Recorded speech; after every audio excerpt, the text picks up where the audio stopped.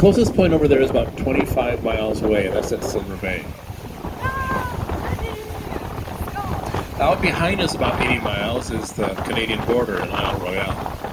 But they're over the horizon, so we don't see them from here. Duluth is about 70 miles out in front of us and to the right. And Sault Ste. Marie is right off on our left, about 290 miles away as the crow flies. So Lake Superior is the largest freshwater lake in the world by surface area, and the third largest by volume. It's 350 miles long, 160 miles wide. The surface area is 32,000 square miles, about the same size as the state of South Carolina. The average depth is 483 feet, and the deepest spot is 1,332 feet, and that's deeper than the Empire State Building is high. There are 3 quadrillion gallons of water in the lake. That's a 3 with 15 zeros.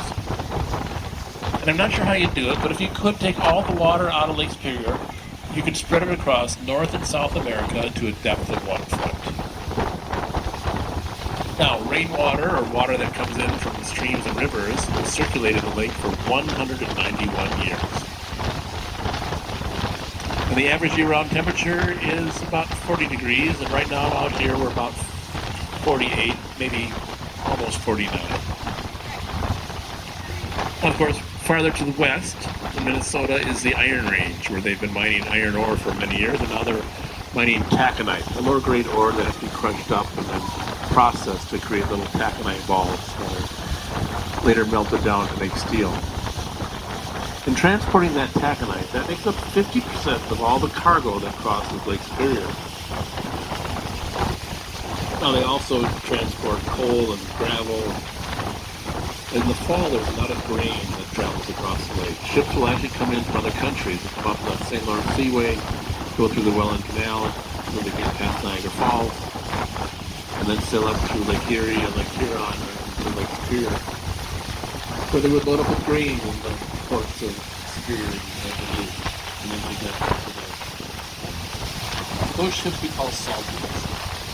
The Lakers here always stay on Lake Superior or Lake Huron or Lake Michigan or Lake Erie. They could be anywhere between 700 feet and 1,000 feet long. The longest is actually the Hallmark River, which officially is 1,013 feet and 5 inches long. There are several others the same size.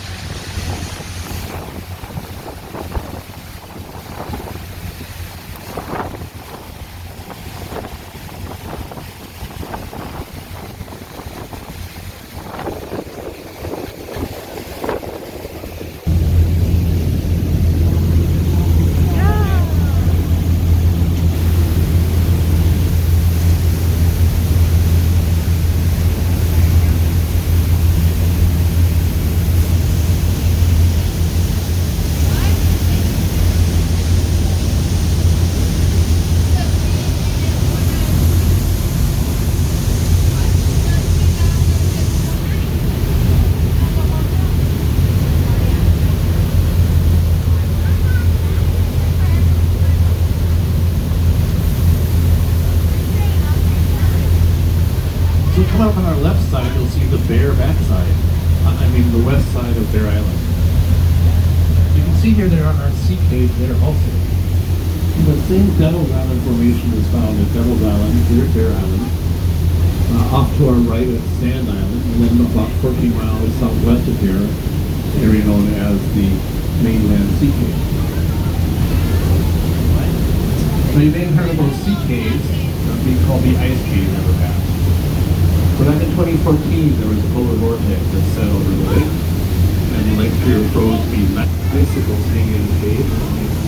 White, slightly white, and then other colors that you can in the minerals that come down the water, be brown or green or yellow. They put those pictures online and it went viral. All over the world coming to Bayfield to see the ice caves.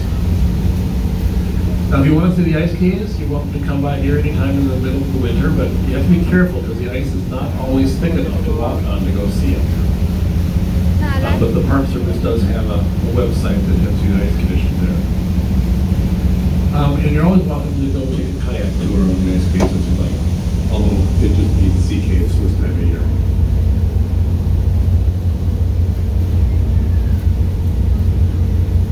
Now we're going to be passing by two more lighthouses as we go on this tour. One is actually off to our right now. Off in the distance there you can see Sand Island. And on the point of Sand Island, the right side point, is a little square block there. That's the Sand Island Lighthouse. So the last lighthouse to be built out here, and one of the first ones to be automated. And it's one of the most beautiful lighthouses on Lake Superior, maybe even the Great Lakes. Victorian style, built with sandstone that was quarried right on the site. And this is as close as we're going to get to that.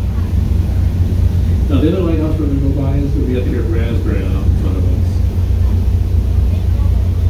So the Apostle Islands have the highest concentration of lighthouses in the United States, with 9 lighthouses on 6 different islands, all built between 1850 and 1900. The time when commercial shipping here was very busy. This was kind of a super highway back in the 1800s. The ships coming through here would carry lumber and brownstone or iron ore and carry them off to the cities in the Midwest on the end of the Great Lakes. In fact, in the 1890s, the Port of Ashland was the second busiest port on the Great Lakes, second only to Chicago, the number of the ships that came and went every day. So the first lighthouses out here were built on Michigan Island, then Long Island, and then Sand Island, or then Raspberry Island.